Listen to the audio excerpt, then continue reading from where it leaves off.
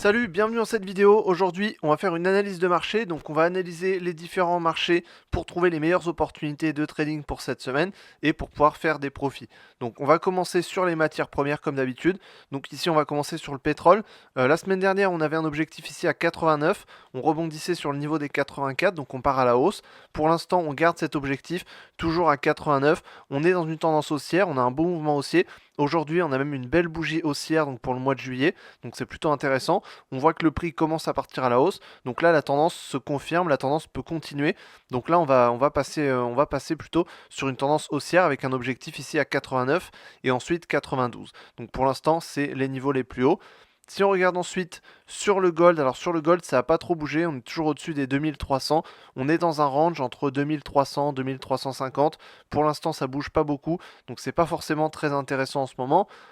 Sur les crypto-monnaies ensuite, alors ça a pas mal bougé. La semaine dernière, on avait eu un gros crash, enfin en tout cas une grosse baisse en dessous des 60 000. Le niveau des 60 000, c'était un niveau important puisque si on clôturait en dessous, on pouvait partir sur une tendance plus baissière. On voit que finalement, on a clôturé au-dessus des 60 000 et on est resté au-dessus des 60 000. On a stagné un peu dans cette zone-là et possiblement, on semble pouvoir rebondir sur cette zone pour partir à nouveau à la hausse jusque 68 000 et ensuite 74 000. Donc l'objectif principal à la hausse, ça va être 74 000. Ici, on va peut-être pouvoir rentrer dans une tendance haussière. Maintenant, ça va être à voir. En tout cas, on a eu une belle bougie le 30 juin et on a une bougie aujourd'hui qui est un peu plus faible. Donc c'est à voir, ça va être à confirmer. Mais potentiellement, on pourrait avoir une belle tendance haussière si on reste au-dessus des 60 000. Ensuite, sur Ethereum, on voit qu'on est resté au-dessus des 3300. Donc ça n'a pas trop bougé jusque-là. On est resté au-dessus des 3300. Donc c'est plutôt intéressant. C'est plutôt un signe haussier. Pour l'instant, on est dans un range, donc ça bouge pas beaucoup. Mais il faudra surveiller puisque potentiellement, il pourrait y avoir une hausse qui pourrait être assez intéressante.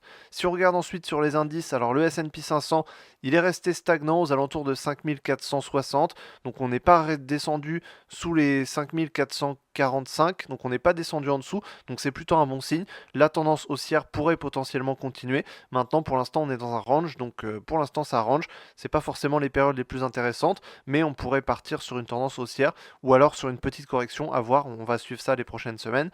Sur le Nasdaq ici, pareil, Nasdaq, c'est resté dans un range ici. Le Dow Jones également est resté en range aux alentours des 39 200. Donc on est resté dans ce range-là. Si on regarde sur le CAC 40, alors c'est un peu différent puisqu'on a une grosse baisse sur le CAC 40 due aux élections en France.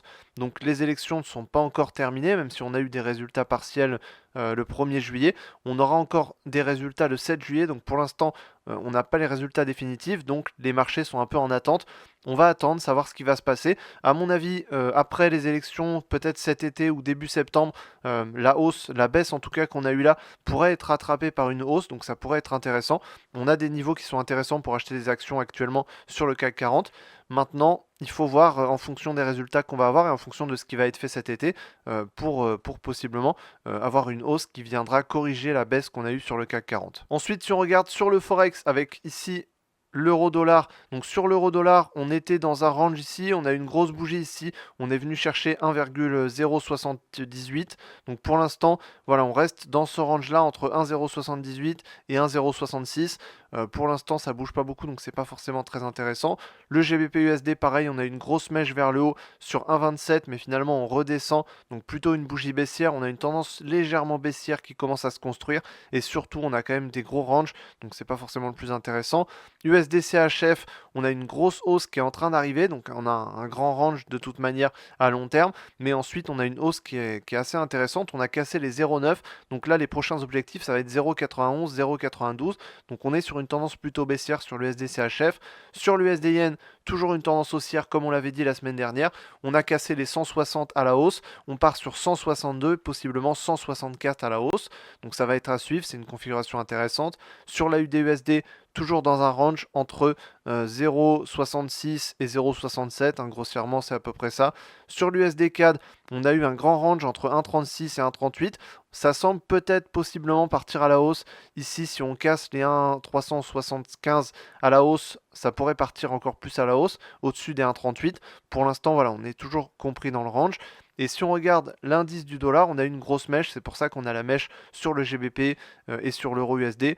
On a une grosse mèche ici sur l'indice du dollar, on est descendu à 105 400, mais ensuite on est remonté et on reste quand même dans cette tendance haussière. On voit que cette tendance haussière était quand même un peu faible, puisque on l'avait cassé une première fois puis on avait réintégré, et là finalement on remarque une mèche qui est assez forte et finalement on repart à la hausse. Donc c'est une tendance qui est quand même assez compliquée à suivre. En tout cas, la tendance semble plutôt se maintenir à la hausse, et prochain objectif ça va être 167, 107 ici, le niveau des 107 à la hausse. Donc pour l'instant toujours haussier sur le dollar et du coup plutôt baissier sur les paires qui ont la contrepartie en dollars. Donc pour moi les meilleures opportunités de trading pour cette semaine, c'est d'abord sur le pétrole avec la cassure des 84, le pullback, ensuite on repart à la hausse et on va viser 89 et 92. Ensuite sur l'USD JPY, donc l'USD yen japonais, on a cassé ici les 158 à la hausse, ensuite les 160 à la hausse, là on se dirige vers 162 et ensuite le prochain objectif ça va être 164. Donc là c'est plutôt intéressant, on a une bonne configuration à la hausse. Et ensuite le CAC 40 qui peut être intéressant, alors on a une grosse baisse due aux élections en France,